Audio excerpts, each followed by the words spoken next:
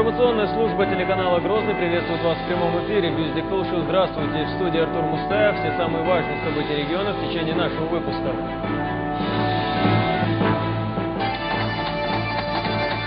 Работники Грозненской администрации справляют новоселье. Это событие не менее долгожданно. Перевал через Терский хребет стал образцовым объектом Минавтодора. Для того, чтобы эти запасы отобрать, нужно знать, где заложить скважину. Они тоже ищут золото, только черное. Сейсмологи приступили к исследованию природных ресурсов республики. В Грозный прибыл директор Федеральной службы исполнения наказаний. Сегодня же в Доме правительства состоялась встреча Юрия Калинина с Рамзаном Кадыровым. В ходе встречи гость предложил создать в регионе реабилитационные центры для отбывших срок в колонии. Такая практика уже существует в других субъектах России. Он также отметил, что это является своего рода первой помощью для бывших осужденных. В ряде регионов это делается. Вот я хотел бы тоже попросить, вместе с нашей службой мы стараемся, что можно от нас сделать. Такие центры, может быть, и здесь создать. Освобождаются, приезжают в республику. Не у всех жилье, не у всех семья сохранилась. Чтобы он чувствовал и в этом плане заботу. Человек, когда уходит, мы его так не бросаем. И с ним тоже, когда у вас проводит срок, там, когда остается мало времени провести, мы с ним упорно работаем, чтобы он уходил и сразу вот, появился интерес на жизнь. А если там провести 5 лет, там 6, там, или 2 года провести там, и он отвыкает от жизни. Поэтому вот на территории, которая проходит срок там проводит, мы с ними работаем, они знают, что они должны служить народу, они знают, что у них должна быть семья, и что прошлое должны забыть, а жить настоящим. С этим мы работаем, очень сильно помогает нам в этом наше духовенство. Раз повторюсь, и у нас больше людей находится за пределами Чеченской Республики, особенно женщины у нас волнует нас женщин, и по нашему менталитету тоже это оскорбительно, унизительно. Вот чеченская женщина в тюрьме, это так звучит тоже так неприятно, поэтому мы сейчас согласованно с вашим подразделением, структуром, там, строим женскую колонну. Здесь же президентом была затронута тема возможности амнистирования. Речь шла о чеченских женщинах. По словам Рамзана Кадырова, большинство из них отбывает срок за торговлю наркотиками, и они на это шли, чтобы прокормить свои семьи. Мы готовим обращение к президенту страны, обращались мы, чтобы наши женщины амнистировали всех. У нас была война, и негде было зарабатывать деньги, рабочие места вообще не были там, и надо было содержать семью, и они шли на это преступление. И не от хорошей жизни, а от жизни от безвыходное положение. И чтобы зарабатывать хлеб, вот, они придумывали все это. Поэтому вот так, если нам прийти на встречу, мы в последующем будем заботиться о наших женщинах. Что касается обращения к амнистии, я считаю, да, это нужно делать. В основном женщины сидят по 228 статье и не употребление наркотиков. Да, может быть, для того, чтобы выжить, какие деньги заработать. И на этом сделе будет нормальная жизнь, а уже есть нормальная жизнь. Никому не нужно будет добывать деньги из наркотиков. И уже после официальной беседы состоялось награждение. Федеральная служба исполнения наказаний удостоила президента республики своей высшей награды «Золотой почетный знак». В числе тех, кто первыми поздравили Рамзана Кадырова, были депутат Государственной Думы Адам Делимханов и министр внутренних дел Руслан Алханов. Позвольте вам вручить нашу высшую награду. Это золотой знак за отличие в службе, за все, что вы делаете для становления системы, для становления вообще государственности. Спасибо большое. Ну, чем можем. Служу Российской Федерации. Поздравляем, Рамзан Ахмадович. Следующий. Спасибо. Поздравляем Спасибо, Иван Султанович. всех депутатов Государственной Думы. От всего личного состава МВД по Чеченской Республике. Спасибо.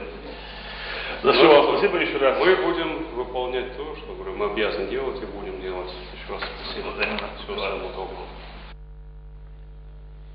Китайские врачи, прибывшие по приглашению президента республики, уже сегодня приступили к работе. Представители самой древней китайской медицины, единственные, кто способны вылечить детей с диагнозом ДЦП. Сегодня за их работой следил и глава республики. А все подробности у Разиты Мутиевой.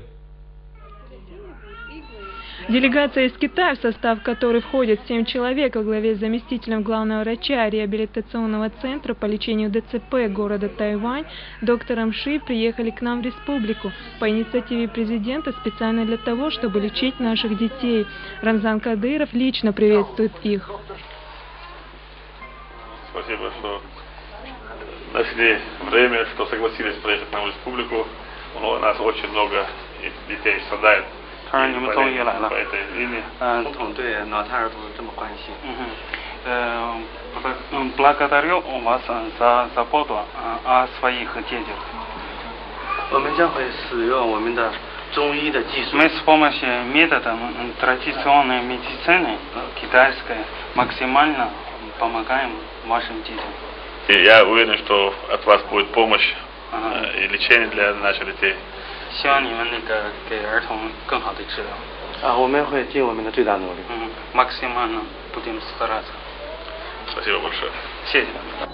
В детском республиканском центре реабилитации сегодня особенно шумно. Родители вместе с детьми ждут своей очереди к врачу. Для удобства создали списки и разделили пациентов на группы по 100 человек. Для китайских специалистов, известных во всем мире как лучшие врачи данного направления, благодаря президенту в республике созданы все условия.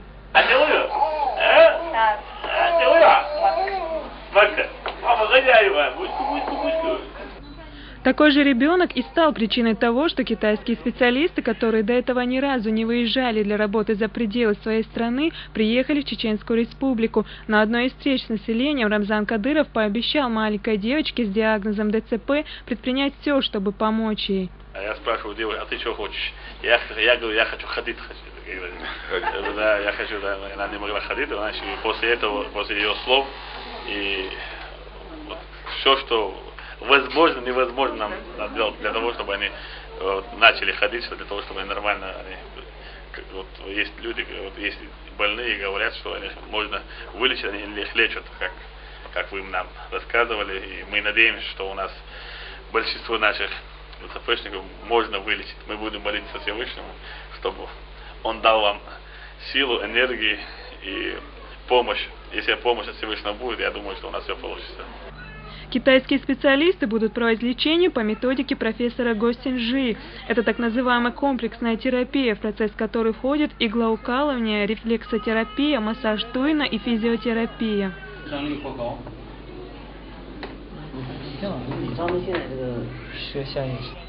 В нашей республике детей, страдающих ДЦП, до 1000 человек. При этом только за один сегодняшний день врачи из Китая осмотрели 98 юных пациентов. У них у всех появился шанс получить излечение. Разит Мутиева, Халид Мавсаев, Вахат Кантаев. Новости. Специально созданные штабы МВД Чеченской Ингушской Республики по поиску банд-групп работают в круглосуточном режиме. Адам Делимханов курирует все спецоперации, которые проходили с момента создания штабов. Сегодняшний день он провел в селении Датых Республики Ингушетия. Уже вечером в Доме правительства состоялась встреча с Рамзаном Кадыровым, на которой Адам Делимханов рассказал о последней информации с места событий. Депутат государства, личный состав полка милиции ООО батальон «Север» построен. Докладывает командир полка майор милиции Делимханов. Салам алейкум. Высокогорное село Датых, граница двух соседствующих субъектов. Здесь проходит спецоперация по уничтожению незаконных бандформирований. Сегодня в оперштаб Объединенных сил батальона «Север», УВО и сотрудников МВД вместе с Адамом Делимхановым приехали имамы Центральной Грозненской мечети и религиозные деятели республики. Он Москвы. Бусул дин диокш.